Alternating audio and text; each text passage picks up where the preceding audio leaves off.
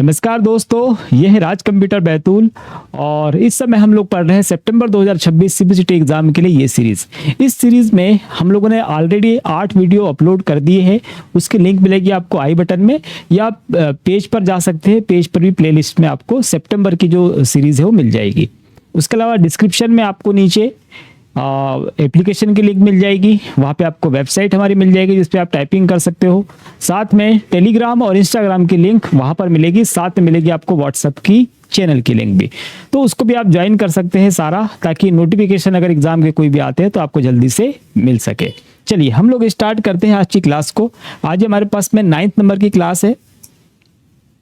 हाँ जी, यहाँ पर थोड़ा सा आपको बता दें कि एप्लीकेशन पे जो हमारे कोर्सेस है उसमें ये वाला जो सितंबर वाला कोर्स है इसके एडमिशन लेना अब हमने बंद कर दिए। तो मैं 3-4 वीडियो पहले से बोल रहा हूँ कि इसके अब इसको सब्सक्राइब ना करें। इसकी वैलिडिटी सिर्फ एग्जाम तक के है। अभी वाली मॉक टेस्ट है भी, इसकी वैलिडिटी भी एग्जाम तक के है, पर इसको मॉक टेस्ट आपको लगाना चाहिए, इसलिए आप इसको ले सकते हो। नवंबर में होने वाले सीबीसीटी एग्जाम के लिए हम बहुत जल्दी कोर्स लेके आने वाले हैं। हमारी ऑलमोस्ट सारी तैयारी हो गई है। तो जैसे ये एग्जाम हमारे पास में आएगा उसके पहले हम नवंबर के लिए जो सीरीज है सब्सक्रिप्शन पे वो स्टार्ट कर देंगे एप्लीकेशन पे। तो नवंबर वाले जो बच्चे हैं वो थोड़ा सा धैर्य रखें, अभी यूट्यूब से ही पढ़ते रहिए। जैसे ही सब्सक्रिप्शन इसके ऑन करेंगे आप लोगों को हम बता देंगे। तो ये बहुत जल्द ये वाला कोर्स आने वाला है। आज का प्रश्न है, ये आज का प्रश्न जिसका आंसर आपको देना है। प्रश्न है, प्रिंटर जैसे धीमे पेरिफेरल के लिए जॉब को डिस्क पर अस्थायी कतार में रखने की प्रक्रिया क्या कहलाती है? यह हमारे पास ऑप्शन है और इसके आंसर आप लगाएंगे। सीधे आपको लिख देना है कि इसका आंसर आज के प्रश्न का ABCD जो भी आपको पता होगा वो आप लिख दीजिएगा। अगर गलत आंसर होते हैं आपके तो इस क्वेश्चन को हम फिर से डिस्क्राइब कर देंगे, हालांकि मैं पहले इसको समझा चुका हूं। तो वीडियो अगर आपने पहले देखे होंगे तो इसका आंसर निश्चित रूप से आप बहुत जल्दी यहाँ पर दे देने वाले हो।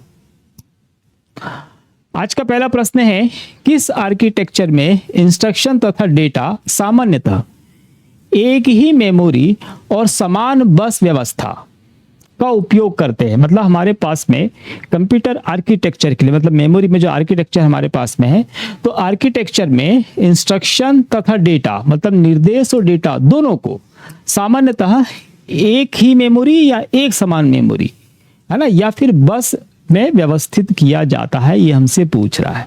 प्रश्न थोड़ा कंप्यूटर आर्किटेक्चर का है। इस यूनिट के जब भी रजिस्टर्स पे बेस क्वेश्चन आएंगे तो ये जो क्वेश्चन होने वाले हैं थोड़े से ये हार्ड हो जाते हैं, इसको आप याद रखिएगा। हमारे पास में है ऑप्शन, हमको बोल रहा है हार्वर्ड आर्किटेक्चर, मतलब हार्वर्ड के द्वारा जो आर्किटेक्चर दिया गया था क्या उसमें ऐसा होता है? ये हमको बोल रहा है वॉन न्यूमैन आर्किटेक्चर, इनके द्वारा जो आर्किटेक्चर दिया था क्या उसमें ऐसा होता है? या फिर डिस्ट्रीब्यूटेड आर्किटेक्चर या पैरेलल वेक्टर आर्किटेक्चर, कौन सा ऐसा आर्किटेक्चर है जिसमें ऐसी व्यवस्था होती है कि इंस्ट्रक्शन और डेटा दोनों के लिए एक ही मेमोरी या बस की व्यवस्था होती है? एक ही बस से दोनों चीजें चली जाएगी। या जैसे सामान्यतः से हम क्या पढ़ते हैं, हम लोग पढ़ते हैं कि डाटा ले जाने वाली बस को डाटा बस कहते हैं, निर्देश ले जाने वाली बस को कंट्रोल बस कहते हैं, एड्रेस ले जाने वाली बस को एड्रेस बस कहते हैं। ऐसे हम अलग अलग पढ़ते हैं। पर ऐसा कौन सा आर्किटेक्चर है जो ये बोलता है कि डेटा और निर्देश दोनों एक ही बस या एक ही मेमोरी से ले जाए जा सकते हैं? तो याद रखिएगा वो जो आर्किटेक्चर हमारे पास में है उसका नाम है वॉन न्यूमैन आर्किटेक्चर। ठीक है, तो इनको याद रखिएगा, है ना। हालांकि जॉन वॉन न्यूमैन हम पढ़ते हैं, पर आप ऐसा याद रखिएगा इनके द्वारा जो आर्किटेक्चर प्रस्तुत किया गया है वही हमारे प्रश्न का राइट आंसर है। चलिए अगला क्वेश्चन है, माइक्रो प्रोग्राम्ड कंट्रोल यूनिट में कंट्रोल सिग्नल्स उत्पन्न करने वाली माइक्रो इंस्ट्रक्शन कहाँ संग्रहित रहती है? माइक्रो प्रोग्राम कंट्रोल की बात कर रहा है ना। माइक्रो प्रोग्राम कंट्रोल में जो हमारे कंट्रोल सिग्नल होते हैं, है ना, ये कंट्रोल सिग्नल उत्पन्न करने वाले जो हमारे माइक्रो इंस्ट्रक्शन होते हैं उन्हें कहाँ रखा जाता है, ये प्रश्न है। हमारे पास यहाँ पर अलग अलग ऑप्शन है। जैसे हमारे पास में है इंस्ट्रक्शन रजिस्टर। इंस्ट्रक्शन रजिस्टर का हम बात करें तो वर्तमान मशीन इंस्ट्रक्शन को ये होल्ड रखता है, मतलब करंट में जो इंस्ट्रक्शन होने वाले हैं उनको ये होल्ड करके रखता है, ये आपको याद रखना है। हमारे पास आती है फिर मेन मेमोरी। तो मेन मेमोरी प्रोग्राम और डेटा को स्टोर करती है, ये आपको याद रखना है। इसके अलावा कंट्रोल मेमोरी हमारे पास में आती है। तो कंट्रोल मेमोरी जो होती है हमारे पास जो माइक्रो इंस्ट्रक्शन होते हैं, जो कि हमारा प्रश्न पूछ रहा है, तो माइक्रो इंस्ट्रक्शन को यहीं पर स्टोर किया जाता है, ये आप याद रखना। कहाँ पर? कंट्रोल मेमोरी में। इसके अलावा एक्यूमुलेटर की अगर हम बात करें तो यहाँ पे हमारे जो लॉजिकल ऑपरेशन के जो आउटपुट हमारे पास निकलते हैं है ना, उनको टेम्परेरी यहाँ पर स्टोर करके रखा जाता है, इसको आप याद रखेंगे। ठीक, और एक्यूमुलेटर ये हम कहाँ पढ़ते हैं, रजिस्टर्स में पढ़ते हैं, ये सब याद रखिए। अगला क्वेश्चन है इंस्ट्रक्शन पाइपलाइन। देखिए इंस्ट्रक्शन पाइपलाइन क्या होती है, मतलब जिस रास्ते से सारे के सारे निर्देश हमारे जाते रहते हैं उन लोगों की बात हो रही है। तो इंस्ट्रक्शन पाइपलाइन में ब्रांच इंस्ट्रक्शन के कारण अगली इंस्ट्रक्शन निश्चित न हो पाने से उत्पन्न समस्या क्या कहलाती है। यहाँ पे ब्रांच इंस्ट्रक्शन को मैं आपको बता दूं, ब्रांच को हम ये बोल सकते हैं जंप, है ना, जंप इंस्ट्रक्शन हम लोग बोल सकते हैं। तो ब्रांच इंस्ट्रक्शन के कारण अगली इंस्ट्रक्शन निश्चित ना होने पे, है ना, अगला कौन सा निर्देश आएगा ये निश्चित अगर नहीं होता है तब हमारी कौन सी समस्या उत्पन्न होती है। तो यहाँ पे 4 ऑप्शन हमको दिए हैं, चारों ही ऑप्शन मतलब क्या है, चारों ही समस्या है, अलग अलग जगह की समस्या है। अच्छे से बता रहा हूँ, ध्यान रखिएगा, एक लाइन में आंसर याद रखना, एग्जाम में जब भी आए तो आप इसके आंसर बड़े आसानी से लगा लीजिएगा। पहले हमको बोल रहा है स्ट्रक्चर्ड हैजार्ड। तो स्ट्रक्चर हैजार्ड क्या होता है, जब दो ऑपरेशन को एक ही हार्डवेयर रिसोर्स की आवश्यकता हो, कि आपके पास में 2 कोई इंस्ट्रक्शन चल रही है, दोनों को एक ही हार्डवेयर की आवश्यकता है कि हमको तो यही चाहिए, तब जो समस्या उत्पन्न होती है तब कौन सी है, वो स्ट्रक्चर्ड हैजार्ड की हो गई। हमको बोल रहा है डेटा हैजार्ड कब होगा, तो डेटा हैजार्ड में क्या होगा कि जब किसी इंस्ट्रक्शन को पिछली इंस्ट्रक्शन का रिजल्ट चाहिए, मतलब कि आपने कोई इंस्ट्रक्शन उसको दी है, वो तब काम करेगी जब उसको इसके पहले जो इंस्ट्रक्शन चली थी, कमांड चली थी, उसका रिजल्ट लगेगा। अगर वो नहीं मिलेगा तो वो नहीं चलती है, तो क्या हो जाएगा, आपका डेटा हैजार्ड हो जाएगा। कंट्रोल हैजार्ड की बात कर रही है तो कंट्रोल हैजार्ड हमारे प्रश्न का आंसर है। क्या होगा इसमें, इंस्ट्रक्शन पाइपलाइन में ब्रांच या जंप इंस्ट्रक्शन के कारण अगली इंस्ट्रक्शन निश्चित ना हो पाने पर कौन सी समस्या उत्पन्न होगी, तब उत्पन्न होगी भैया कंट्रोल हैजार्ड। भाई हमारे पास में मेमोरी फ्रेगमेंटेशन है, तो मेमोरी जो होती है हमारे पास में, मेमोरी को छोटे छोटे भागों में अगर बांट दिया जाए तो छोटे छोटे भागों में बांटने की जो समस्या होती है वो कहलाती है मेमोरी फ्रेगमेंटेशन। ठीक, बस इतना सा याद रखिएगा। अगला क्वेश्चन है अर्थमेटिक ऑपरेशन के बाद, अर्थमेटिक ऑपरेशन मतलब जो अंकगणितीय गणनाएं होती है, अर्थमेटिक ऑपरेशन के बाद कैरी, जीरो, साइन और ओवरफ्लो जैसी स्थिति सामान्यतः कहाँ सुरक्षित होती है। प्रश्न को ध्यान से समझिएगा, इसके पहले जो एग्जाम हुआ है हमारे पास में उसमें ये क्वेश्चन पूछा गया है। तो अर्थमेटिक मतलब गणितीय जो ऑपरेशन हमारे पास में होती है, अंकगणितीय ऑपरेशन जो हमारे पास में होते हैं, उसमें कैरी, जीरो, साइन और ओवरफ्लो जैसी स्थिति सामान्यतः कहाँ सुरक्षित होती है, ये हमसे पूछ रहा है। हमारे पास में ऑप्शन है पहला फ्लैग स्टेटस रजिस्टर। तो मैं अगर सीधे सीधे आपको बताऊं तो हमारे इस प्रश्न का जो राइट आंसर है वो यही है, कौन सा, फ्लैग, यही पूछा गया था एग्जाम में। तो फ्लैग स्टेटस रजिस्टर में ही कैरी, जीरो, साइन और ओवरफ्लो जैसी स्थितियों को सेव करके रखा जाता है, ये आपको याद रखना है। अगला हमारे पास में है मेमोरी एड्रेस रजिस्टर। तो ये क्या करता है, ये मेमोरी के एड्रेस को रजिस्टर करके रखता है या सेव करके रखता है, स्टोर करके रखता है ना, इतना याद रखिएगा। फिर हमारे पास है स्टैक पॉइंटर। स्टैक पॉइंटर क्या करता है, स्टैक के टॉप का एड्रेस रखता है, मतलब जो स्टैक होगा उसके टॉप का क्या रखेगा, एड्रेस यहाँ पर रखता है, बस इतना याद रखना। हमारे पास में इंस्ट्रक्शन रजिस्टर, तो ये तो इसके पहले भी हम लोग समझ चुके हैं, इसके पहले बहुत सारे प्रश्न हम लोगों ने देखे हैं कि करेंट जो इंस्ट्रक्शन होगा जो इस समय प्रोसेस में लाया जा रहा है उसको कहाँ रखा जाता है, उसको इंस्ट्रक्शन रजिस्टर में रखा जाता है, ये हम लोगों ने पहले समझा है। आज के क्वेश्चन भी शुरू में थोड़े से हार्ड जरूर है, बाद में अच्छे क्वेश्चन रखे हैं। अगर आज के इन जितने भी यहाँ पे क्वेश्चन हमारे पास में है 75% अगर आपके इसमें से आंसर सही आते हैं, दैट मीन्स आपकी तैयारी अच्छी चल रही है। अगला क्वेश्चन है एसरैम को डीरैम की तुलना में कैश मेमोरी के लिए अधिक उपयुक्त बनाने वाला प्रमुख गुण कौन सा है ना। हम लोग बात करते हैं कि एसरैम बेहतर होती है किससे, डीरैम से। ये हमको पता भी है कि एसरैम क्या होती है, बेहतर होती है। एसरैम की अगर हम बात करें तो इसको ना हमको बार बार रिफ्रेश करने की आवश्यकता होती है। दूसरी चीज डीरैम की तुलना में काफी तेजी से काम करती है। हाँ, डीरैम की तुलना में थोड़ी सी महंगी जरूर होती है एसरैम, और एसरैम जो चिप्स या एसरैम में जो कंटेंट हम लोग यूज करते हैं उसी के आधार पर कंप्यूटर की कैश मेमोरी का निर्माण किया जाता है, ये भी आपको याद रखना है। हमारे को बोल रहा है कि तुलना कैश मेमोरी के लिए अधिक उपयुक्त बनाने वाला प्रमुख गुण कौन सा है, प्रमुख गुण हमको बताना है। हमको बोल रहा है एसरैम को डीरैम से कंपेयर करना है, इसे बार बार रिफ्रेश करना पड़ता है, तो एसरैम को बार बार रिफ्रेश करना नहीं पड़ता भी, और डीरैम को करना पड़ता है। यह अपेक्षाकृत तेज है और रिफ्रेश की आवश्यकता नहीं होती, तो ये सही है। SRAM जो होती है DRAM कंपेयर हम लोग कर रहे हैं, तो SRAM जो होती है अपेक्षाकृत DRAM से तेज होती है और उसको रिफ्रेश करने की आवश्यकता नहीं होती है। इसमें प्रत्येक बिट के लिए कैपेसिटर अनिवार्य है, तो हमारे पास SRAM में कैपेसिटर की आवश्यकता नहीं होती है, DRAM में होती है ना। तो यहाँ पे जितने भी नेगेटिव हमारे पास जा रहे हैं ऑप्शन, ये किसके लिए है? ये DRAM के लिए, ये भी याद रखिएगा। यह पावर हटने के बाद भी डेटा सुरक्षित रखती है, तो ये दोनों के लिए नहीं है ना, ये दोनों के लिए नहीं जाएगा। एक बार पावर खत्म हुआ तो इसके अंदर कुछ भी सेव नहीं होता है। तो हमारे पास में SRAM के लिए सबसे सही आंसर है वो कौन सा है? SRAM के लिए कि अपेक्षाकृत तेज होती है और इसे रिफ्रेश करने की आवश्यकता नहीं होती। ऑप्शन नंबर जो बी है ये बिल्कुल सही आंसर है। अगला क्वेश्चन है, निम्न में से कौन सा रैड लेवल डिस्ट्रीब्यूटेड प्रीटी का प्रयोग करता है? न्यूनतम 3 ड्राइव चाहता है और सामान्यतः 1 ड्राइव की विफलता सह सकती है। रैड की अगर हम बात करें तो इसका फुल फॉर्म होता है रिडेंट अरे इंडिपेंडेंट डिस्क। रिडेंट अरे इंडिपेंडेंट डिस्क फुल फॉर्म है, उसको याद रखिएगा। हमारे से बोल रहा है रैड, और हम जो यूज़ करते हैं मल्टीपल, जब हार्ड डिस्क हम लोग यूज़ करते हैं पुरानी नई, वहाँ पे कॉम्बिनेशन हमको बनाना रहता है वहाँ के लिए।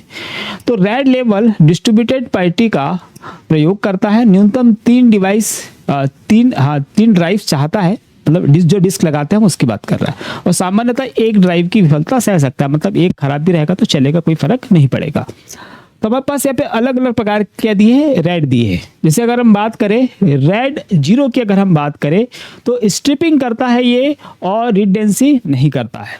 ठीक, स्ट्रिपिंग करेगा, रिडेंसी नहीं करेगा। अगला है हमारे पास में रैड 1। रैड 1 क्या करता है हमारे पास में? तो इस मिररिंग करता है, मतलब एक की कॉपी दूसरी तरफ मिरर के जैसे बनाता है, तो वहां पर इसका यूज करते हैं। रैड 5 हमारे पास में होता है, तो रैड 5 क्या करता है?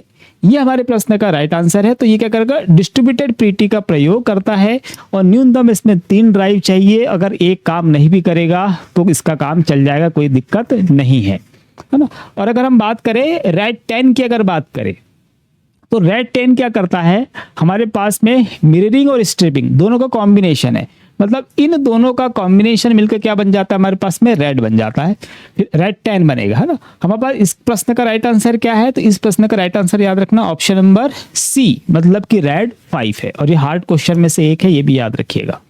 ऑपरेटिंग सिस्टम द्वारा SSD को यह सूचित करने के लिए कौन सा कमांड प्रयुक्त होता है कि कुछ ब्लॉक्स अब उपयोग में नहीं है? मतलब ऑपरेटिंग सिस्टम की अगर हम बात करें तो ऑपरेटिंग सिस्टम को हमारे पास SSD को यह बताने के लिए हम किस कमांड का यूज करते हैं जिससे पता चल सके कि भैया अब यहाँ पर इस जगह पे आपका डेटा सेव नहीं होने वाला है या काम में नहीं आने वाला है। हमारे पास यहाँ पर ऑप्शन है, पहला है स्पूल। स्पूल के द्वारा क्या होता है? तो हम स्पूलिंग पढ़ते हैं, प्रिंटर जब हम कंप्यूटर से कमांड देते हैं प्रिंट के लिए, प्रिंटर के लिए, तो बहुत सारे पेज वहाँ पे क्या जाते हैं? स्पूल होके जाते हैं, और ये प्रोसेस क्या कहलाती है? स्पूलिंग कहलाती है ना। एक सीक्वेंस में जाते हैं, क्रम से जाते हैं वहां पर। हमारे पास में अगला ऑप्शन है ट्रिम का। तो SSD को अनयूज्ड ब्लॉक की जानकारी कौन देगा? तो ट्रिम कमांड देगा, है ना। SSD को अनयूज्ड ब्लॉक की, अब यहाँ पे हम डाटा सेव नहीं कर सकते, कौन जानकारी देगा? ट्रिम। और ट्रिम क्या है? हमारे प्रश्न का राइट आंसर भी है। यहाँ पर सीक भी दिया हुआ है। सीक क्या होता है? तो डिस्क हेड पोजीशन, डिस्क का जो हेड होता है उसकी पोजीशन सेट करने में हम लोग सीक का यूज करते हैं। इसके अलावा अगर हम बात करें फॉर्मेट क्या होता है, तो किसी भी डिस्क को फॉर्मेट करके और देन हम उसमें फिर इंस्टॉल करते हैं या कॉपी पेस्ट करेंगे। तो नॉर्मली याद रखिएगा, चाहे पेन ड्राइव हो या हार्ड डिस्क हो या SSD हो या मेमोरी कार्ड हो, इसको जब भी आप नया परचेस करके लेके आते हो तो एक बार इसको फॉर्मेट कर लीजिएगा, और फॉर्मेट करके फिर उसमें आप डाटा इंस्टॉल करिएगा, कभी खराब नहीं होगा, है ना। और बिना फॉर्मेट करके अगर डाटा डाला है तो वो रिस्क जोन पे चल रहा है, कभी भी खराब हो सकता है। अगला है क्वेश्चन, बहुप्रति फॉर्म्स पर कार्बन कॉपी तैयार करना और ग्राफिक्स भी प्रिंट करने के लिए कौन सा प्रिंटर सर्वाधिक उपयुक्त है? बहुप्रति, है ना। याद रखना, बहुप्रति कहने का मतलब ये है कि बहुत सारी कॉपी, है ना, लेकिन उसने एक क्या जोड़ दिया है? Carbon copy. बहुप्रति फॉर्म पर कार्बन कॉपी तैयार करना। तो कार्बन कॉपी तैयार करने की जो कैपेसिटी है, जो हम बोले क्षमता है, वो हमारे पास जितने भी प्रिंटर है उसमें से एक ही प्रिंटर के पास होती है। ठीक, चलिए देखते हैं कौन सा है। हमारे को बोल रहा है वो लेजर प्रिंटर। अगर लेजर प्रिंटर की हम लोग बात करें तो लेजर प्रिंटर बहुत तेज गति से काम करता है। इसकी स्पीड हम क्या में नापते हैं, पेज पर मिनट में नापते हैं। और सबसे ज़्यादा घर हो या ऑफिस हो, सबसे ज़्यादा प्रयोग में यही प्रिंटर लाया जाता है। तो लेजर प्रिंटर हो गया और सबसे लंबे समय तक इसकी प्रिंटिंग सुरक्षित भी रहती है। अगला हमारे पास में इंकजेट प्रिंटर है। इंकजेट प्रिंटर की अगर हम बात करें तो इसमें जो स्याही यूज़ की जाती है वो लिक्विड फॉर्म में होती है और लेज़र प्रिंटर में डस्ट होती है, पाउडर, जिसको हम टोनर बोलते हैं। यहाँ पे लिक्विड फॉर्म में यूज़ की जाती है और इससे कलर प्रिंटिंग हम लोग नॉर्मली सबसे ज़्यादा कलर प्रिंटिंग के लिए इसका यूज़ करते हैं। ये दोनों ही प्रिंटर की अगर हम बात करें, है ना, या नीचे हमारे पास थर्मल प्रिंटर भी है। थर्मल प्रिंटर और ऊपर जो दो प्रिंटर हमारे पास में ये कैसे हैं, ये नॉन इम्पैक्ट प्रिंटर की श्रेणी में आते हैं। थर्मल प्रिंटर की अगर बात करें तो इसमें प्रिंट करने के लिए एक केमिकल ट्रीटेड पेपर का प्रयोग किया जाता है। लेजर से जिस जगह पे उष्मा या ताप पड़ता है उस जगह केमिकल जल जाता है और हमको प्रिंट दिखाई देने लगता है। इसमें स्पेशल कैटेगरी का हम लोग पेपर यूज करते हैं। थर्मल प्रिंटर वैसे तो हम बहुत सारी जगह देखते हैं, चाहे स्वेप मशीन हो, एटीएम मशीन हो, बहुत सारी जगह हम लोग देखते हैं, मॉल में बिल वगैरह के लिए देखते हैं। लेकिन इसका सबसे अच्छा एग्जाम्पल जो कहा जाता है वो फैक्स मशीन को कहा जाता है, ये भी आप याद रखेंगे। अब हमारे पास बता है डीएमपी मतलब डॉट मैट्रिक्स प्रिंटर। तो हमारे प्रश्न का जो राइट आंसर है वो डॉट मैट्रिक्स प्रिंटर। ये थोड़ा सा ग्राफिक्स भी निकाल सकता है, हाई क्वालिटी में नहीं निकालेगा पर निकाल लेगा। और इसमें जो रिम लगाते हैं हम लोग, इसमें जो रिम लगती है वो मल्टी लेयर रिम होती है। हर एक कागज के बाद क्या होते हैं, उसमें कार्बन लगे होते हैं। तो वहाँ पे 2 कार्बन, 1 कार्बन, 2 कार्बन, 3 कार्बन इस तरीके से आती है और एक साथ ही क्या करता है, एक साथ ही सारी प्रिंट निकाल देता है। 4-4 कॉपी एक ही बार में। प्रिंट एक ही कॉपी कर रहा है लेकिन पीछे कार्बन लगे होने के कारण मल्टीपल कॉपी प्रिंट वो करने में सक्षम होता है। बिल प्रिंटिंग में इसका ज्यादातर प्रयोग किया गया है, तो ये भी आप याद रखेंगे। अगला है मॉनिटर की रिफ्रेश रेट किसे व्यक्त करती है। मॉनिटर की रिफ्रेश रेट किसे व्यक्त करती है, मतलब क्या दिखाएगी। तो रिफ्रेश रेट के बारे में अगर मैं सीधे सीधे बताऊं तो 1 सेकंड में कोई मॉनिटर अपने आप को जितने ज्यादा से ज्यादा बार क्या करता है, रिफ्रेश करता है, वह संख्या उस मॉनिटर की रिफ्रेश रेट कहलाती है। तो कम से कम 50 हर्ट्ज या उससे ऊपर रहनी चाहिए। 1 इंच में पिक्सल की संख्या, 1 इंच में पिक्सल की संख्या कहलाती है स्क्रीन का रेजोल्यूशन। स्क्रीन द्वारा प्रति सेकंड इमेज अद्यतन किए जाने के मतलब अपडेट किए जाने की संख्या, 1 पिक्सल द्वारा प्रदर्शित कलरों की संख्या, स्क्रीन की हॉरिजॉन्टल पिक्सल्स की संख्या। तो हॉरिजॉन्टल पिक्सल की संख्या को तो हम कुछ भी नहीं बोलते, वर्टिकल हॉरिजॉन्टल पिक्सल की संख्या को स्क्रीन का रेजोल्यूशन कहते हैं, जो मैंने यहाँ पर एक लाइन में बोल दिया। 1 पिक्सल द्वारा प्रदर्शित कलर की संख्या, तो 1 पिक्सल द्वारा कलर की संख्या को भी हम लोग रिफ्रेश रेट में व्यक्त नहीं करते हैं। इसका राइट आंसर है स्क्रीन द्वारा प्रति सेकेंड, हर सेकेंड इमेज के अद्यतन मतलब अपडेट किए जाने की संख्या। तो याद रखना, सीधी सीधी लाइन, यहाँ पे अद्यतन मतलब वही अपडेट की हम बात कर रहे हैं। 1 सेकंड में कोई मॉनिटर खुद को जितने ज्यादा से ज्यादा रिफ्रेश करता है वह संख्या उस मॉनिटर की रिफ्रेश रेट कहलाती है। और मॉनिटर का जो रिफ्रेश रेट होता है उसे हम हर्ट्ज में नापते हैं, ये भी आप याद रखिएगा। अगला प्रश्न है मदरबोर्ड पर उपस्थित बैटरी का प्रमुख उद्देश्य क्या है। मदरबोर्ड पर बैटरी होती है, कौन सी बैटरी होती है भैया, सीमोस। कौन सी बैटरी है, सीमोस, CMOS, सीमोस बैटरी होती है। सीमोस बैटरी का फुल फॉर्म, सीमोस का फुल फॉर्म याद रखना, कॉम्प्लीमेंट्री मेटल ऑक्साइड सेमीकंडक्टर। क्या काम करती है ये, हमको बोल रहा है सीपीयू के मुख्य ऑपरेशनल पावर देना। तो मुख्य ऑपरेशन का पावर तो SMPS देता है, क्या देगा, SMPS। क्या नाम है इसका, स्विच्ड मोड पावर सप्लाई। तो ये तो नहीं होगा। रैम को स्थायी मेमोरी प्रदान करना, तो रैम को भैया स्थायी मेमोरी कोई नहीं दे सकता, इम्पॉसिबल है ना, तो ये भी नहीं होगा। रियल टाइम क्लॉक तथा फर्मवेयर सेटिंग्स बनाए रखना, हाँ ये आंसर हो सकता है कि रियल वास्तविक समय में आपकी जो क्लॉक चल रही है या फर्मवेयर की जो सेटिंग्स है आपकी जो बायोस में आपने की है उसको जैसी की वजह सेट करते रखने के लिए हम सीमोस बैटरी का यूज करते हैं। लिथियम की बनी होती है, ये भी याद रखिएगा, ये सही। हार्ड डिस्क को इमरजेंसी पावर वाला आंसर ऑप्शन भी गलत होने वाला है, ठीक है। तो याद रखना ऑप्शन नंबर C जो है ये सही है। अगला क्वेश्चन है PCI एक्सप्रेस के संबंध में कौन सा कथन सही है। PCI क्या होता है भैया, पेरिफेरल कंपोनेंट्स इंटरकनेक्ट, है ना। जो PCI एक्सपेंशन स्लॉट हम लोग लगाते, कार्ड लगाते हैं हम लोग PCI स्लॉट पे, उसकी बात हो रही।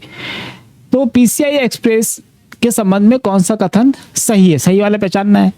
क्या बोल रहा है हमको, यह मूलतः पैरेलल शेयर्ड बस इंटरफेस है। यह क्या बोल रहा है कि यह पूर्णतः हमारे पास में शेयर्ड बस इंटरफेस है। मतलब कौन से, जो पुराने वाले हम लोग यूज करते थे, है ना, पुराना वाला जो आर्किटेक्चर हमारे पास में है, ये उससे मेल खाता है।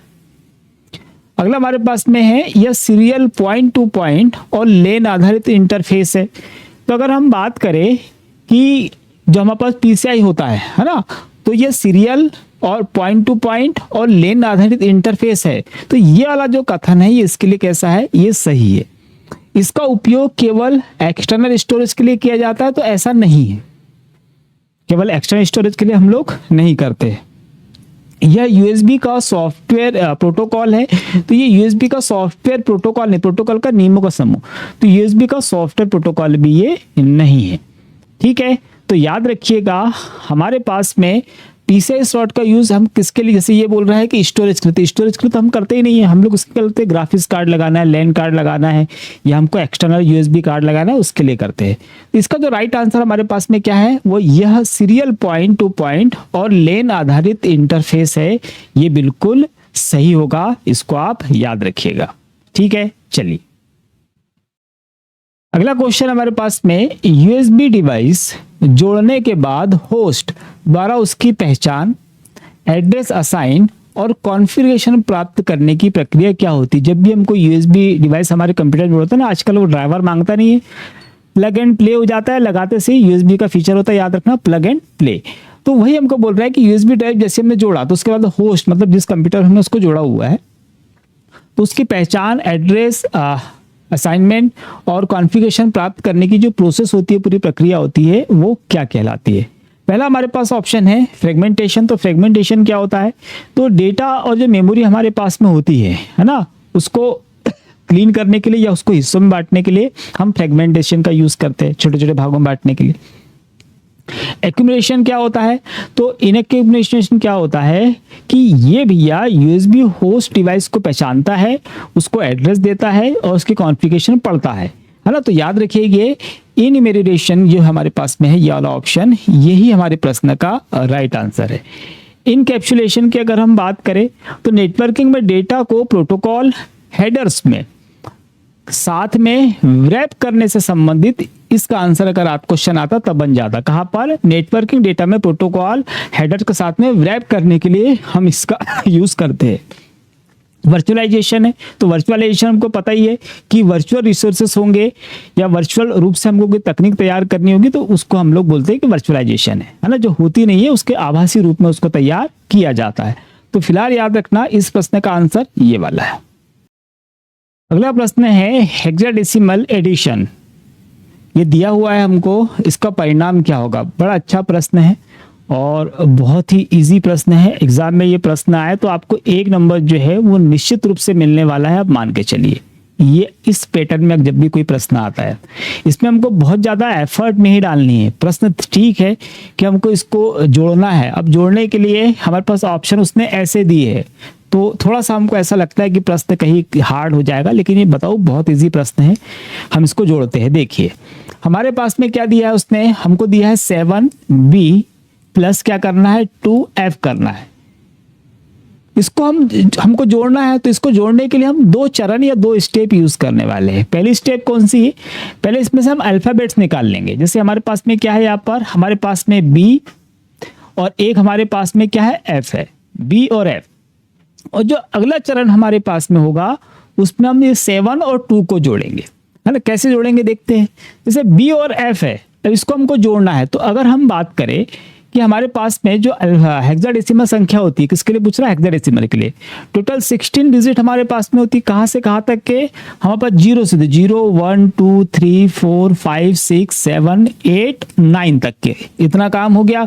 इसके बाद में फिर हमारे पास में आता है 10 11 12 13 14 और 15, कुल मिला के यहाँ से वहां तक के हमारे पास में कितनी हो गई, 16 डिजिट हो गई, 0 से 15 तक के।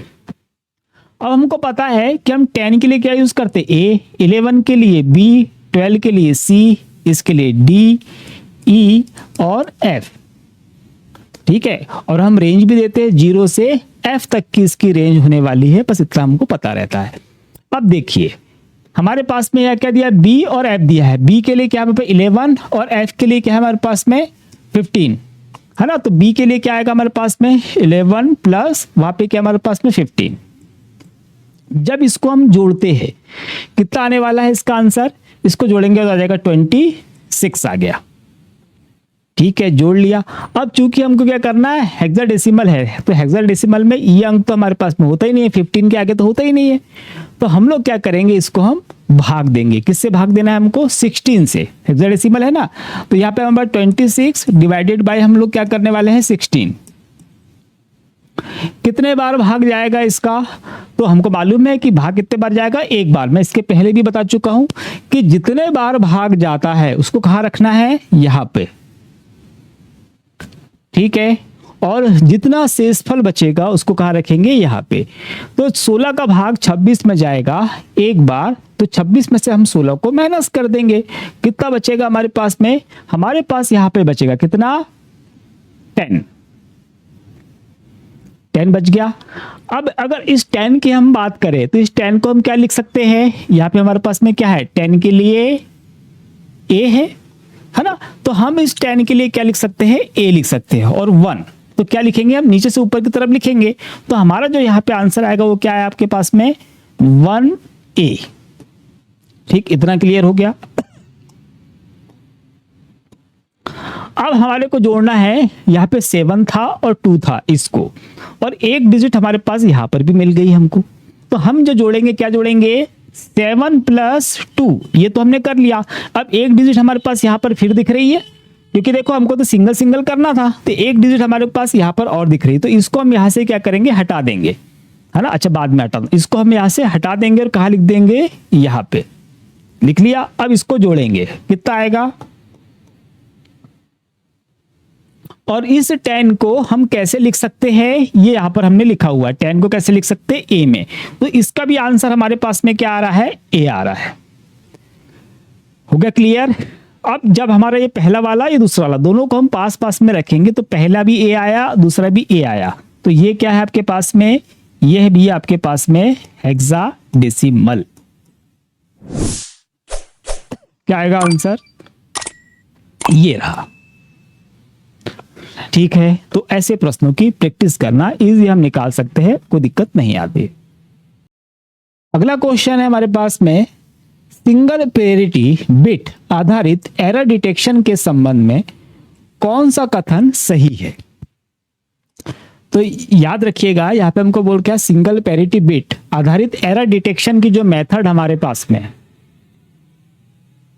उसके लिए कौन सा जो यहाँ पे हमारे पास ऑप्शन दी है वो कौन सा गलत है ये आपको बताना है, कौन सा सही है ना, कौन सा सही है ये आपको बताना है। देखिए ये हमारे पास है, यह प्रत्येक प्रकार की बीट एरर सुधारी जा सकती है। प्रत्येक प्रकार की बीट एरर सुधारी जा सकती है क्या, नहीं सुधार सकती। क्यों नहीं सुधार सकता भैया, हमारा प्रश्न क्या बोल रहा है, सिंगल पैरिटी बीट आधारित एरर डिटेक्शन क्या कर सकता है, एरर को सिर्फ डिटेक्ट कर सकता है भैया, सुधार सकता है क्या, नहीं। तो ये हो गया गलत। अगला हमको बोल रहा है, यह सभी इवन नंबर बीट एरर अनिवार्य रूप से पहचानती है, मतलब डिटेक्ट करती है। लेकिन चूंकि यहां पर हमारे पास प्रश्न में क्या है, सिंगल है, और ये क्या बोल रहा है, सभी इवन नंबर बीट एरर अनिवार्य रूप से पहचान सकती है क्या, तो ऐसा नहीं है, उससे छूट भी सकता है ना। इसलिए ये कैसा होगा, ये भी गलत होगा। हमारे पास में है, यह ऑड संख्याओं में बदली बीट को पहचान सकती है लेकिन एरर सुधार नहीं सकती, तो ये सही है। हमारे पास में सिंगल पैरिटी बीट आधारित जो एरर डिटेक्शन है वो क्या करेगा, ऑड संख्या में बदली हुई बीट्स को पहचान सकता है लेकिन उसको सुधारेगा क्या, नहीं सुधार सकता हो। बस इतना आपको यहाँ पर याद रखना है। अगला ऑप्शन है, यह केवल स्टोरेज कैपेसिटी बढ़ाने के लिए प्रयुक्त होता है, तो ऐसा नहीं है। तो ऑप्शन नंबर जो सी है वो हमारे इस प्रश्न का राइट आंसर है। अगला क्वेश्चन है, वेब ग्राफिक्स के लिए लॉसलेस कंप्रेशन और ट्रांसपेरेंट बैकग्राउंड का समर्थन करने वाला फॉर्मेट कौन सा है। वेब ग्राफिक्स के लिए हमको वेब में ग्राफिक्स बनाना है तो जब भी हमको इमेज वहां पर अपलोड करते हैं तो अच्छी दिखना चाहिए। तो हमसे वही बोल रहा है कि उसमें कैसा होना चाहिए, पहली चीज तो लॉस लेस कंप्रेशन, मतलब कंप्रेस तो वेब पे अपलोड करना तो कम साइज की देनी पड़ती है, तो कंप्रेस तो हो लेकिन कैसा हो, लॉस लेस हो, उसकी क्वालिटी खराब नहीं होनी चाहिए। और ट्रांसपेरेंट बैकग्राउंड, मतलब उसका बैकग्राउंड कैसा हो जाए, ट्रांसपेरेंट हो जाए, उसकी हमको जरूरत है ही नहीं। कौन सी इमेज फॉर्मेट होगी वो हमसे पूछ रहा है। हमको बोल रहा है जेपीजी इमेज फॉर्मेट है, लेकिन दिक्कत क्या है कि ये लॉसी है ना। ये हमको क्या चाहिए, लॉसलेस चाहिए, लेकिन ये कैसी है, ये लॉसी है। और इसमें बैकग्राउंड को हम लोग ट्रांसपेरेंट नहीं कर सकते, इसलिए कैसा है, ये गलत है। पीएनजी हमारे पास में है, तो पीएनजी बिल्कुल पीएनजी का हम लोग यूज करते हैं, जिसमें सिर्फ आपको लोगो दिखता है, उसके पीछे का बैकग्राउंड वगैरह नहीं दिखता है, तो पीएनजी फॉर्मेट का हम लोग यूज करते हैं। और हमारे प्रश्न का आंसर ये भी इसलिए भी सही हो जाएगा ये, क्योंकि हमसे क्या बोल रहा है, लॉसलेस, तो हाँ ये वाला जो है ये लॉसलेस ही है। हमको बोल रहा है MP3, तो MP3 हमको पता ही है, MP3 ऑडियो फाइल फॉर्मेट हमारे पास में होता है, ये भी लॉसी है। और MPEG जो है ये भी हमारे प्रश्न का राइट आंसर नहीं होने वाला है। क्या होगा, सिर्फ PNG होगा, याद रखिएगा। बॉड रेट और बिट रेट के बीच सही अंतर कौन सा है, बॉड रेट और बिट रेट के बीच। देखिए हमारे पास में यहाँ पे ऑप्शन दी है अलग अलग, बॉड प्रति सेकेंड सिंबल्स और बिट रेट प्रति सेकेंड बिट बताती है। दोनों सदैव पूर्णतः समान होते हैं। बॉड केवल स्टोरेज तथा बिट रेट केवल प्रिंटिंग में प्रयुक्त होता है। बिट रेट प्रति सिंबल तथा बॉड प्रति बाइट होती है। डेटा ट्रांसफर से संबंधित ये प्रश्न है, जब हम डेटा को ट्रांसफर करते हैं उसकी बात हो रही है। इसका राइट आंसर याद रखना, बॉड प्रति सेकेंड सिंबल्स और बिट रेट प्रति सेकेंड बिट बताती है। क्या होता है, बॉड जो होगा प्रति सेकेंड सिंबल और बिट रेट प्रति सेकेंड में बताती है, मतलब डाटा ट्रांसफर की जो दर है वो सेकेंड में बताती है, याद रखना। तो डाटा ट्रांसफर की जो दर होती है उसको रिप्रेजेंट करता है, ये याद रखना।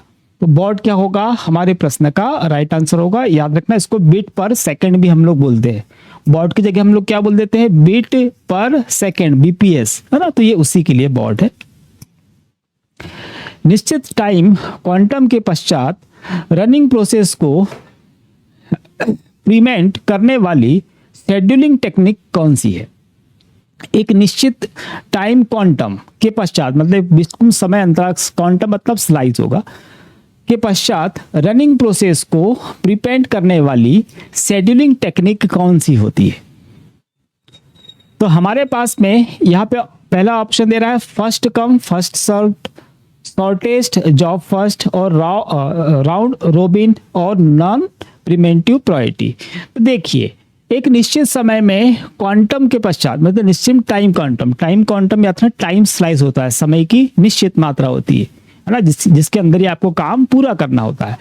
तो निश्चित टाइम क्वांटम के पश्चात रनिंग प्रोसेस को प्रीमेंट करने वाली शेड्यूलिंग टेक्निक को क्या कहते हैं। जैसे कि उसको समय दिया गया तो उस समय वो पूरा नहीं हुआ तो आपका फिर से नंबर लगाया जाएगा और फिर उसको प्रोसेस कराई जाएगी। तो फिर से नंबर लगा के फिर से प्रोसेस कराने वाली जो तकनीक होती है इसे क्या कहते हैं, बस ये है। भाई आपका नंबर आया, आप वहाँ पे उपलब्ध नहीं थे तो आपका नंबर, आप बोलेंगे हमारा नंबर था, तो अब आपका नंबर आएगा, लेकिन आपको फिर से एक प्रॉपर लाइन में लग के फिर वापस आना पड़ेगा, तब फिर से आपका नंबर आएगा। तो वो ही है कि क्या कहलाता है वाली जो टेक्निक हमारे पास में होती है, तो उसको याद रखना, राउंड रोबिन तकनीक कहते हैं उसको। राउंड रोबिन तकनीक मतलब फिर से जब प्रोसेस होके आएगी तब फिर उसका नंबर लगने वाला है, याद रखिएगा। ये एग्जाम में पूछा गया क्वेश्चन है। अगला प्रश्न है, एक निश्चित संख्या में उपलब्ध समान रिसोर्सेस को नियंत्रित करने के लिए कौन सा सिंक्रोनाइजेशन प्रिमिटिव अधिक उपयुक्त किया जाता है ना। देखिए हमारे पास ऑप्शन है बाइनरी। देखिए बाइनरी का प्रयोग हम कहाँ करते हैं, जहाँ 0 और 1 है ना, 0 और 1 की जहाँ पे बात हो रही है वहां पर हम बात करते हैं बाइनरी का। तो हमारे पास में तो निश्चित संख्या में उपलब्ध रिसोर्सेस की बात हो रही है तो ये नहीं होगा। हमारे पास में है काउंटिंग।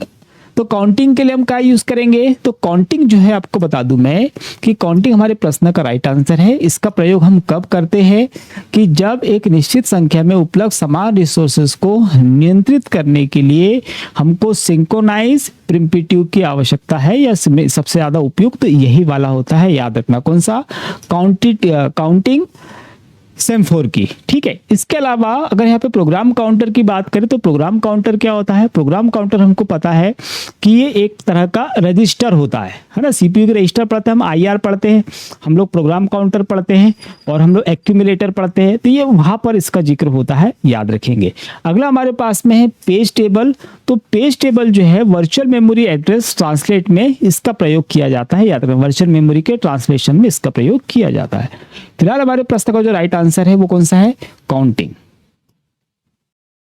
अगला क्वेश्चन है, ऑपरेटिंग सिस्टम और किसी विशिष्ट हार्डवेयर डिवाइस के बीच कम्युनिकेशन करने वाला सॉफ्टवेयर कंपोनेंट क्या कहलाता है? ऑपरेटिंग सिस्टम की बात हो रही है और किसी हार्डवेयर डिवाइस की बात कर रही है, किसी विशिष्ट हार्डवेयर डिवाइस की बात कर रही है। दोनों के बीच में क्या करना है? कम्युनिकेशन अगर करना है तो हमको कौन से सॉफ्टवेयर कंपोनेंट की आवश्यकता पड़ेगी? तो मैं बात करूंगा आपसे टाइप्स ऑफ, जब हम हार्डवेयर सॉफ्टवेयर पढ़ते हैं, टाइप्स ऑफ सॉफ्टवेयर में हम लोग सिस्टम सॉफ्टवेयर पढ़ते हैं। तो सिस्टम सॉफ्टवेयर में हम लोग पढ़ते हैं ऑपरेटिंग सिस्टम और device driver.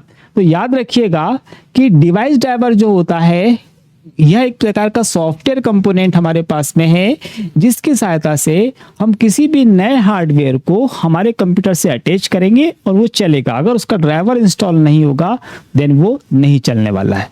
Boot sector, text editor, linker, है ना, ये अलग अलग से बूट सेक्टर हमारे पास में क्या है? जब सिस्टम हमारा बूट होता है तब इसकी आवश्यकता है। टेक्स्ट एडिटर क्या है? जैसे नोटपैड, वर्डपैड है, हमको HTML की कोडिंग करनी है तो नोटपैड में हम लोग करते हैं।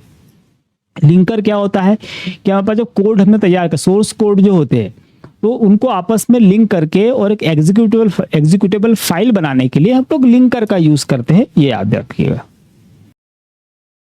अगला प्रश्न हमारे पास में, फर्मवेयर द्वारा हार्डवेयर इंटीग्रेशन पूर्ण होने के बाद, मतलब हार्डवेयर आपका हो गया, इसका ऑपरेटिंग सिस्टम कर्नेल को मेमोरी में लोड करने वाला कंपोनेंट कौन सा है? फर्मवेयर क्या करता? फर्मवेयर मतलब क्या भी है? यह बात हो रही है हमारे रोम की। रोम का पहला काम क्या है? Power on self test. तो एक बार रोम का काम खत्म हो गया, उसने सारे हार्डवेयर को सब चेक कर लिया कि भाई सब बराबर काम कर रहे हैं, तो उसके बाद ऑपरेटिंग सिस्टम कर्नेल को मेमोरी में क्या करता है? लोड करेगा। तो लोड करने के लिए हमको किस कंपोनेंट की आवश्यकता होगी, है ना। तो यहाँ पे ये जो सामने की जो लाइनें लिखी है ये सिर्फ हमारे को कंफ्यूज करने के लिए लिखी कि हम वहीं फंसे रहे। एक्चुअल में प्रश्न ये पूछ रहा है कि ऑपरेटिंग सिस्टम को कंप्यूटर की मेन मेमोरी मतलब रैम में कौन लोड करता है, बस इतना सा प्रश्न है कि ऑपरेटिंग सिस्टम को मेन मेमोरी में कौन लोड करेगा। तो वहां हम पढ़ते हैं, किसको पढ़ते हैं? लोडर को। क्या पढ़ते हैं हम? लोडर को। तो यहाँ पे क्या दिया है? बूट लोडर इसका राइट आंसर होने वाला है ना। कंपाइलर हमको पता ही है क्या करता है? ट्रांसलेटर है। शेड्यूलर हमारे पास नहीं आएगा। डीबगर हमारे पास में क्या है? तो जो हमारे पास में वो होती है क्या, बग होते हैं, बग को सुधारने की प्रक्रिया डीबगिंग कहलाती है, तो डीबगर की वहां पे जरूरत पड़ती है। शेड्यूलर में हमको अगर टाइम डालना है अलग अलग जगह। फाइल सर्च पैटर्न cpct.docx में क्वेश्चन मार्क क्या दर्शाता है? फाइल सर्च, जब भी हम कंप्यूटर में कोई फाइल सर्च करते हैं वहां की बात हो रही है, तो वहां पे लिखा है cpct.docx में क्वेश्चन मार्क का क्या अर्थ है? देखिए यहाँ पर सीधे सीधे बताऊं कि cpct लिखा है .docx, मतलब आपको MS वर्ड की फाइल ढूंढनी है, ये तो निश्चित है। साथ में क्या लगा दिया है? क्वेश्चन मार्क लगाया, मतलब एग्जैक्टली यही ढूंढ के लेके आना है ना। तो यहाँ पे क्या होगा कि जो कैरेक्टर उसने दिए हैं एग्जैक्टली वही कैरेक्टर आपको ढूंढ के लेके आने हैं कंप्यूटर को, ऐसा संदेश दिया जाता है ना। साथ में हमने क्या दे दी? फाइल भी दे दी, मतलब MS वर्ड की फाइल ही ढूंढनी है जिसमें cpct लिखा हुआ है। हमारे पास में शून्य या अधिक कैरेक्टर्स नहीं होगा। यहाँ पे बोल रहा है ठीक एक कैरेक्टर, मतलब इसका अर्थ क्या होगा? एग्जैक्टली वही कैरेक्टर हमको ढूंढ के लाना है, तो ये इसका राइट आंसर हो जाएगा। केवल एक न्यूमेरिक डिजिट नहीं होगा, किसी भी संख्या में फाइल एक्सटेंशन ये भी नहीं होगा। क्या करना है? एग्जैक्टली एक कैरेक्टर, मतलब उसी कैरेक्टर को ढूंढ कर लेकर आना है, ऐसा उसको संदेश दिया जाता है क्वेश्चन मार्क से। CD DVD की पूर्ण डिस्क इमेज कॉपी को संग्रहित करने के लिए सामान्यतः कौन सी एक्सटेंशन प्रयोग की जाती है? देखिए हमारे पास में क्या है कि CD या DVD की अगर बात करें तो उसकी डिस्क की इमेज हमको तैयार करनी होती है, और डिस्क की इमेज की अगर बात करें, डिस्क इमेज को जब भी हम तैयार करते हैं तो उसको एक स्पेसिफिक हमको फॉर्मेट में देना होता है, मतलब फाइल का एक्सटेंशन उसका हमको रखना होता है, उसी फॉर्मेट के अंतर्गत वो इमेज बनती है। तो अभी तो बहुत कम यूज में आती है, पहले बहुत ज़्यादा इसका प्रयोग किया जाता था जब सीडी डीवीडी चलती थी। आजकल तो पेन ड्राइव आ गई है, तो हालांकि पेन ड्राइव में भी इमेज बनाते हैं। तो देखिए इसका आंसर हमारे पास में बोल रहा है .iso, .in, DDL और ये SYS मतलब सिस्टम है, तो इसी से स्टार्ट करते हैं। देखो सिस्टम हमारे पास में ये sys फाइल का एक्सटेंशन होता है, मतलब सिस्टम फाइल का एक्सटेंशन हो गया हमारे पास में। अगर हम DDL बोले तो ये क्या होता है, डेटा लिंक लाइब्रेरी, इसकी फाइल का एक्सटेंशन हो गया। अगर हम बोले INI की अगर हम बात करें तो ये कॉन्फ़िगरेशन फाइल हमारे पास में होती है। और IOS जो हमारे पास में होती है, इस फाइल का प्रयोग किया जाता है किसके लिए, CD या DVD की डिस्क की अगर हम इमेज कॉपी बना रहे हैं, है ना, जो कंप्रेस होकर बनती इमेज कॉपी, वो अगर हम बना रहे हैं तो इसका यूज किया जाता है। याद रखना, ये हमारे प्रश्न का राइट आंसर है। विंडोज शॉर्टकट फाइल के संबंध में कौन सा कथन सही है? विंडोज के शॉर्टकट की हम लोग तैयार करते हैं, तो विंडोज शॉर्टकट की के संदर्भ में कौन सा प्रश्न या कौन सा ऑप्शन सही है, ये हमको बताना है। तो विंडोज की मोस्टली जितनी भी शॉर्टकट की हम लोग तैयार करते हैं वो विंडोज की के साथ ही होती है। याद रखना, मैक्सिमम उसी के साथ में होती है। हमको बोल रहा है यह टारगेट फाइल की पूर्ण डुप्लीकेट कॉपी होती है, मतलब विंडोज की शॉर्टकट फाइल क्या होगी। अच्छा, शॉर्टकट फाइल के बारे में पूछ रहा है, सॉरी। विंडोज की शॉर्टकट फाइल क्या होती है, शॉर्टकट फाइल जब हम तैयार करते हैं ना, एक कॉपी है उसके हमने एक और कॉपी तैयार कर ली, लेकिन शॉर्टकट में तैयार करती है ना, जिससे हमको बचना चाहिए तैयार करने से। क्यों बताता हूं अभी। यह टारगेट फाइल की पूर्ण डुप्लीकेट कॉपी होती है। इसकी सामान्य एक्सटेंशन .ink होती है और यह टारगेट की लोकेशन संदर्भित करती है। इसे हटाने पर टारगेट फाइल की अनिवार्य रूप से हट जाती है। यह केवल इंटरनेट एड्रेस के लिए बनाई जा सकती है। देखिए लास्ट वाला ऑप्शन तो होगा नहीं, बिल्कुल नहीं होगा, है ना। इसके अलावा है इसे हटाने में टारगेट फाइल भी हट जाएगी, तो ऐसा बिल्कुल नहीं है। शॉर्टकट है भैया, सीधे सीधे बताऊं तो हम कोई भी एप्लीकेशन या सॉफ्टवेयर हमने कंप्यूटर में इंस्टॉल कर लिया, उसका शॉर्टकट आइकन डेस्कटॉप पे बन जाता है। आप उसको डिलीट कर दो तो क्या सॉफ्टवेयर हट जाएगा क्या? नहीं, सॉफ्टवेयर तो प्रोग्राम फाइल में होता है डिस्क में, वो नहीं हटेगा। तो शॉर्टकट जो क्रिएट हम लोग करते हैं, क्यों करते हैं, फाइल हमारे डिस्क में कहीं अंदर रखी है सुरक्षित जगह पे, उसको बाहर हम डेस्कटॉप पे शॉर्टकट क्रिएट कर देते हैं और तेजी से उसको फिर हम क्या कर पाते हैं, एक्सेस कर पाते हैं। तो एक्सेस तेजी से हो जाता है ना। और डेस्कटॉप पे रखिए, मान लो डाटा चले भी जाएगा तो कोई फर्क नहीं पड़ेगा, क्योंकि उसकी मेन कॉपी अंदर डी ड्राइव, ई ड्राइव उधर के अंदर जाके सुरक्षित सेव करके रखी हुई है।